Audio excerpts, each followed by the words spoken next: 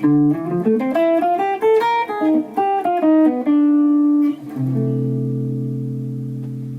this video I'm gonna take a Charlie Parker line and show you how I work on getting that line into my playing, and also how I'm trying to generate new vocabulary using the melodic idea of the line. So this is of course coming out of the video that I made a few weeks ago, where I talked about 5 of the books that I used to study while I was beginning to study jazz, and that I worked with the Omnibook by taking lines out of it and then trying to get them into my own playing and using them in different contexts. So I got a lot of requests for making a video demonstrating how I did that, so that's this video. The line that I'm going to use is from the blues Perhaps, which is a blues in the key of C. For some reason when I was preparing this lesson I actually changed the key that I'm using it in, so I'm using it in the key of F, which I don't remember why I did that right now, but that doesn't really matter. So if I play the original line the way Parker uses it in the blues, then it sounds like this. So what he does is, I'm only going to concentrate on the first part, and that's basically this. So we have this scale run, and then on the second note we add a triad arpeggio. And then the way Parker uses it is that he uses this on the 2 chord, and then when he gets to the 5 chord he kind of repeats the idea, and that sort of gives it a 4 minor sound really. So he uses it as a motif. It actually comes back a few times in the solo, this idea, so probably something that he was busy with when he recorded perhaps. To me, bebop lines consist of a lot of scale melodies, chromatic passing notes and enclosures, triad inversions, and then if they use the 7th arpeggios, then usually it's in root position. A lot of things haven't really been invented yet when you're looking at this period, so there's no altered scale and quartal harmony and pentatonic scales and stuff like that we use all the time. At the same time, Parker lines are a great resource because the melodies are really strong. There are very strong melodies that you can use, and you can learn a lot from checking them out. And maybe it's also nice to have some stuff that's a little bit simpler and a little bit less vague than some of the Coltrane stuff and some of the later stuff that you can find. So the first thing we can look at is just take the line as it is and then see where we can sort of fit it in. And of course Parker uses it on a 2 chord, so we can also use it as a line on a 2 chord. That might sound like this.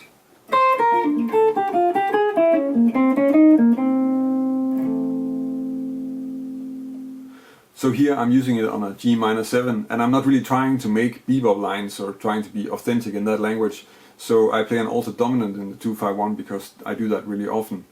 Another place where we can fit it in is to use it as a B flat line, because of course it does contain a B flat major triad, so it might work well for that. If we use it like that, then that could sound like this.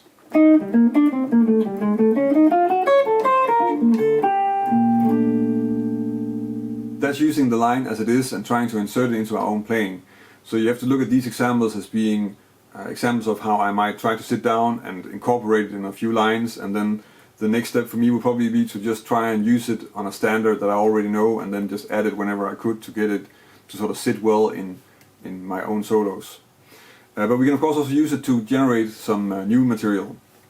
So right now, if we just look at the melodic construction here, it's a scale one, and then we add a triad arpeggio on the second note. Let's try and do the same, but then in minor. So if we do that in D minor, then that could be something like this. And we can use that as part of a 2-5-1 lick if we just consider this to be the 2 and a 2-5-1 in C. And then we get this line.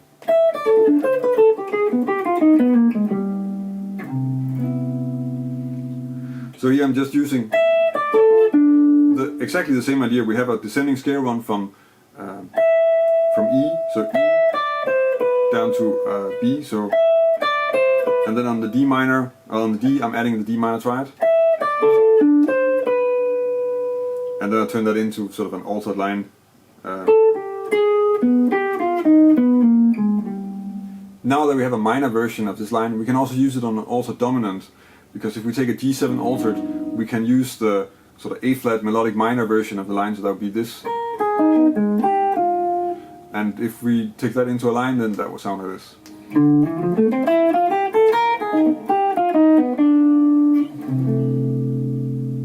Until now we've just taken the line as it is and then transposed it to other scales and kept it completely intact. But you can also start using other arpeggios instead of just the triad. And of course we get into something that there's like no systematic approach to this, and you just have to try and see what ideas you can come up with and what works. But if you make the arpeggio into, for instance, a major 7 arpeggio, then that could sound like this.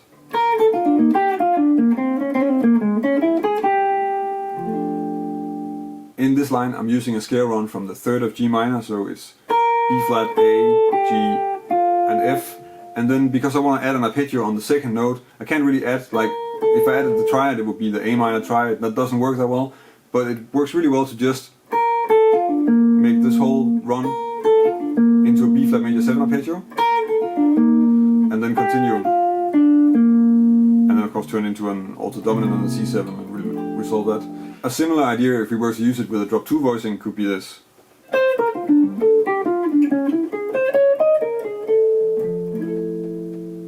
In this example, the scale run that I'm using is the same as the original, so it's still C, B flat, A, G, but the arpeggio that I'm adding under the B flat now is a G minor drop 2 voicing. So there's a lot larger range, and then I'm skipping up to play this sort of short fragment from the D minor pentatonic scale, and then we go into an alto 9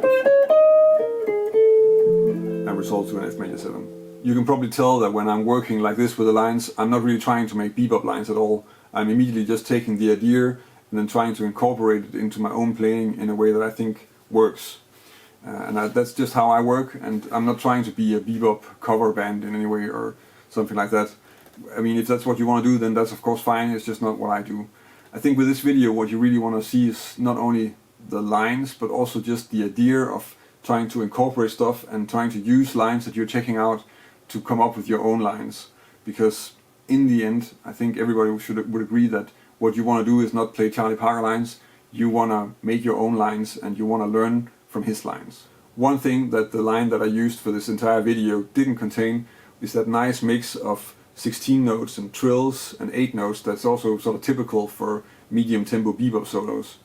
I chose not to use one because I like to have the arpeggio in there, but I could make another video where I take a line like that and then do a similar thing with it, because I think that's something that's worthwhile checking out. I think it's something that sounds really great about bebop, and it sort of disappeared with well, Mobley and Stitt and Coltrane, I think.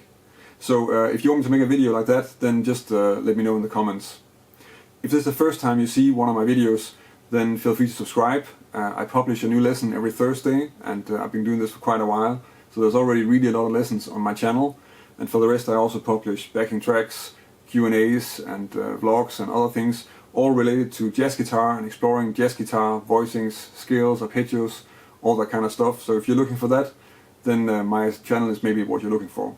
If you have any suggestions or remarks or questions about this video, then leave a comment here on YouTube, or let me know by connecting with me on social media. I'm on Facebook, Twitter, Instagram, Google+, so there are enough places where you can reach me.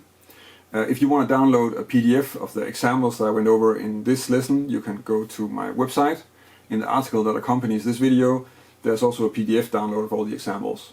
That's about it for this week. Thank you for watching, and until next time.